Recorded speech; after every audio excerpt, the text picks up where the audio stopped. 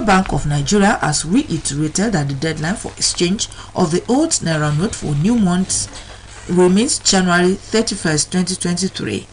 In its official Twitter handle, it said the currency series of 200 Naira, 500 Naira and 1000 Naira notes remain legal tender until the deadline of January 31st. This means that there is no official position as at today by the CBN to shift its earlier deadline in a pointer to a resolve to phase out the old Naira notes of 200 Naira, 500 Naira and 1000 Naira denominations over the next few days.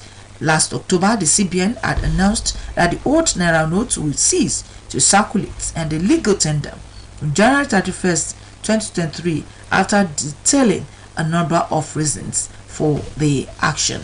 And this will be our talking point this morning. Naira redesign. CBN restates January 31st deadline to phase out old notes. And the number to dial is 0818 777 577. The Debt Management Office has thrown more light on how it came about the projected debt stock of 77 trillion naira by May 2023. According to the DMO, the figures were given by its Director General, Ms. Patience Oniha, last week during the public presentation of the 2023 Appropriation Act by the Minister of Finance, Budget and National Planning, Mrs. Zainab Ahmed, when one of the participants asked a question on the projected level of debt stock by May 2023 when the tenure of the current administration would have come to an end. DMO in a press statement said in a quick response to the question, the Director General of the Debt Management Office explained using the actual public debt stock of 44 trillion naira as of September 30, 2022 as a basis and taking into account a number of ongoing activities, the total public debt stock, that is the external and domestic debt of the federal government and the 36 state governments and the Federal Capital Territory will be about 77 trillion naira. In the meantime, former lawmaker who represented Isenyite Siwaju Kajola and Iwajowa Federal Constituency at the Green Chamber of the National Assembly, Honorable Lasupola Biodun, has berated the federal government for violation of the Central Bank of Nigeria. Olasupo, while featuring on a live interview program in Ibadan, said the president flagrant violation of the CBN Act and other policy crises have left Nigerians poorer. He attributed the action of the presidency in ordering the Central Bank of Nigeria to print more than the stipulated 5% of the nation's naira denominations as aberrant, saying the country needed a true leadership to escape the free downward slope of its economy. The CBN Act also allows for the printing of money to cover for shortfall in income to the federal government, but not exceeding 5% of previous year income of the government. Buhari government has been averaging 4 trillion naira per annum since inception, which means the country should not have exceeded 800 billion naira, but records show exceedingly more than that. The Chief of Army Staff, Lieutenant General Farouk Yahaya, has said that recruitment into the Nigerian Army should not be perceived as employment opportunity for the nation's youth, but a call to defend Nigeria. This was contained in a statement made available to newsmen in Abuja by the Director of Army Public Relations, Brigadier General Oyema Nwachukwu. According to the statement, the COS stated this while flagging off a 10-kilometer endurance run for candidates undergoing screening for the 84 regular recruits intake at the Nigerian Army Battle Fitness Center, Fagore Forest, Kano State. General Yahaya explained that unlike other professions, recruitment into the Nigerian Army remained a national call to defend the territorial integrity and sovereignty of Nigeria. The persistent petrol scarcity in the country is caused by inadequate investment in the downstream oil and gas sector of the economy. The Chief Executive Officer of Pinnacle Oil and Gas Limited, Mr. Peter Mba, has said. He stated this in a chat with newsmen after a meeting with President Muhammadu Buhari at the presidential villa Abuja. Mba was in a thank you visit to the president over the recent inauguration of the largest storage terminal in West Africa. He was there with the chairman of Pinnacle Oil and Gas. Mba said with the visit to the President Buhari was to express appreciation to him for inaugurating the company. It disclosed that the facility's activities at lowered cost and improved the distribution of petroleum products to many areas in the country, while also easing traffic in the Apapa area of Lagos, and had provided valuable job opportunities for many Nigerians. Contrary to reports in the social media, the Attorney General of the Federation and Minister of Justice Abubakar Malami said he has no link with the disbursement of the United Nations grant. A statement by the media aide to the minister, Dr. Umaru Gwandu, made available to newsmen on Sunday, said Malami does not have any inkling as to what they were referring to and could not have in any way stooped so low to hijack such a process, which at any rate was not part of his constitutional mandate. According to the statement, the aim of the message was crowdsourcing to persuade the gullible public to perpetuate an attempt by agents of blackmail, merchants of acrimony, and peddlers of falsehood and hatred to reincarnate what, for the umpteenth time, their reparation to bring the name of Abubakar Malami and the office of the Attorney General of the Federation into disrepute.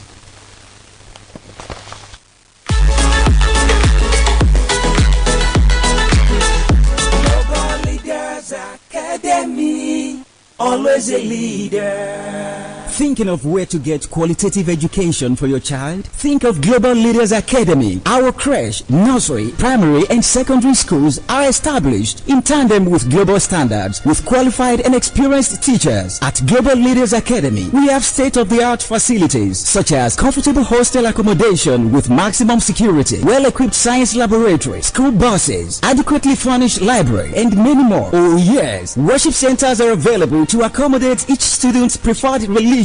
We also take our students for excursion on a regular basis. These and many more reasons are why Global Leaders Academy has been a choice school for parents who desire qualitative education for their children. Visit us today at Global Leaders Academy, located at Plot 1A&B, Oroki Estate, Lameko Junction, Oshobo, or call 0815-928-0037. At Global Leaders Academy, we are not led, we lead, and always a leader.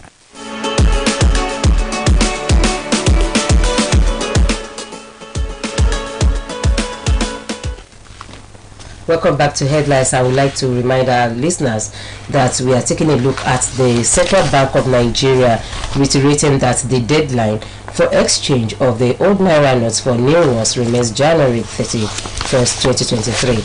And I expect, we have a call already. Hello, good morning. Good morning, madam. Morning, sir. Alaji, Mufita Wadeleke, contributing from Ukitale.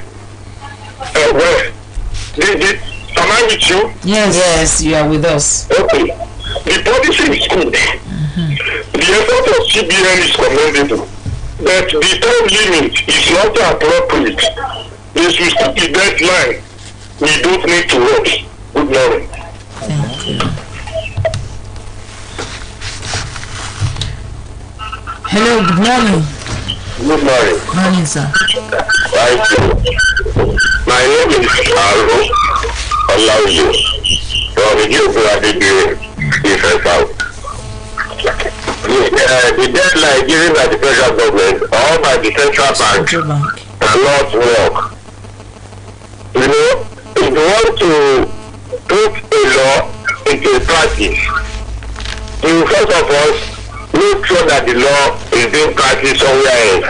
Giving the country 30 days ultimatum for changing of the money, you know, because many problems for many people in the local area where there is no bank, where there is no any information. I beg the federal government, to extend the date to the April Thank you. Thank you.